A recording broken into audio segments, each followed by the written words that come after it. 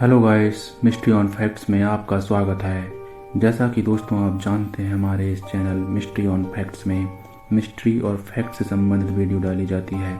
ऐसे ही दोस्तों आज हम आपके लिए एक मिस्टीरियस स्टोरी लेकर आए हैं, जिसके बारे में जानकर आप वाकई सोचने पर मजबूर हो जाएंगे। तो चलिए चलते हैं। दोस्तों, क्या आपको पता है भानगढ़ का किला आज भी हर किसी के लिए भूतिया क्यों माना जाता है? भानगढ़ के इस किले को भूतिया बताने के पीछे कई कहानियां हैं। वैज्ञानिकों ने इन भूतिया कहानियों को खारिज कर दिया है, लेकिन यहाँ के लोगों का कहना है कि यहाँ अजीब अजीब सी घटनाएं होती रहती हैं। भानगढ़ का किला भारत के सबसे भूतिया स्थानों में से एक माना जाता है और यह किला तभी शायद सबसे बड़ा अनसुलझा रहस्य बना हुआ है। रहस्यमय होने की वजह से यह जगह जगह कई लोगों का ध्यान अपनी ओर खींचता है। यहाँ की भूतिया कहानियों के कारण काफी टूरिस्ट इसे अपनी ट्रैवलिंग लिस्ट में जरूर रखते हैं। इस जगह को लेकर कुछ जिज्ञासु यात्री यहाँ मौज मस्ती करने आते हैं तो कुछ निराश होकर लौट जाते हैं और कुछ इन कहानियों और रहस्यों में कहीं खो जाते हैं। अगर आप भी इन यात्रियों में से एक हैं तो जल्दी से इस किले में आने का प्लान जरूर बनाएं। अधिकांश लोगों का मानना है कि भानगढ़ का किला भूतिया है और इसके अनेकों किस्से की वजह से लाखों लोग यहाँ घूमने की इच्छा रखते हैं। सूर्यास्त के बाद किले में प्रवेश करना बहादुरी और बेवकूफ़ी का काम है, क्योंकि इसे पैरानॉर्मल एक्टिविटी का केंद्र माना जाता है। यही वजह है कि आर्कियोलॉजिकल सर्वे ऑफ इंडिया ने रात को यहाँ जाना बैन कर दिया है।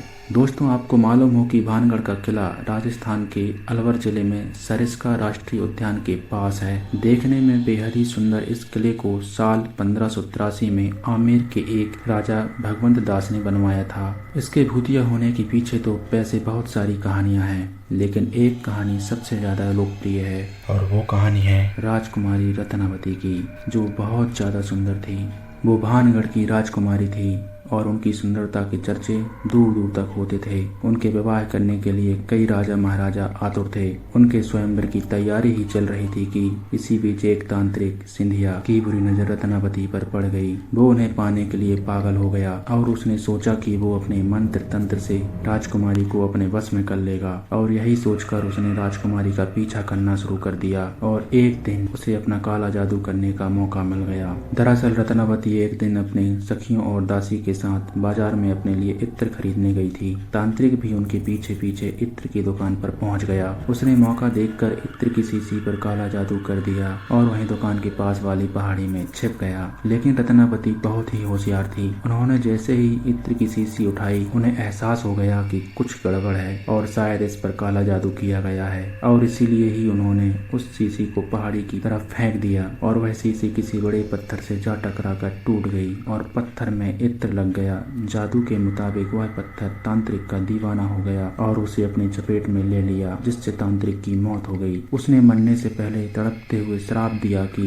जल्द ही राजकुमारी सहित पूरे राजवंश का विनाश हो जाएगा और उनकी आत्मा को कभी शांति नहीं मिलेगी। इसके कुछ दिनों बाद ही भानगढ़ पर दुश्मनों ने हमला कर दिया, जिसमें किले में मौजूद सभी लोग मारे गए, जिसमें राजकुमारी रत्नावती भी शामिल थी। अब ये कहानी कितनी सच है ये कह पाना मुश्किल है, लेकिन स्थानीय लोग अक्सर कहते हैं कि किले के पास से औरतों की चीखने की और रोने की आवाज सुनाई देती है। कुछ लोग ये भी बोलते हैं कि शाम के वक्त किले के पास जाने पर ऐसा महसूस होता है जैसे कि उनका कोई पीछा कर रहा है। तो वहीं कुछ लोगों ने महल के अंदर कुछ परछाइयों के भी दिखने की बात कही है। इसी वजह से भानगढ़ किले में शाम को जाने में सख्त पाबंदी है।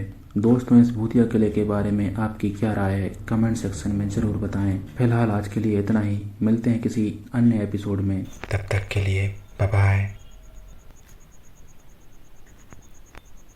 यार, आप लोग वीडियो देख लेते हो, लाइक नहीं करते। लाइक कर दिया करो यार।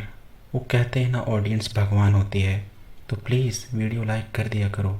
आपके एक लाइक से हमें दूसरा वीडियो बनाने में मोटिवेशन मिलता है, काम करने में मन लगता है। और हाँ, वीडियो में कहीं कोई गलती रहती है, कोई कमी नज़र आती है तो कमेंट सेक्शन में बताया करो। ये कमेंट सेक्शन आपके लिए ही है, भर भर के बोला करो। और प्लीज़, यदि आपको वीडियो अच्छा लगता है तो अपने फ्रेंड सर्कल में शेयर भी कर दिया करो। Thank you.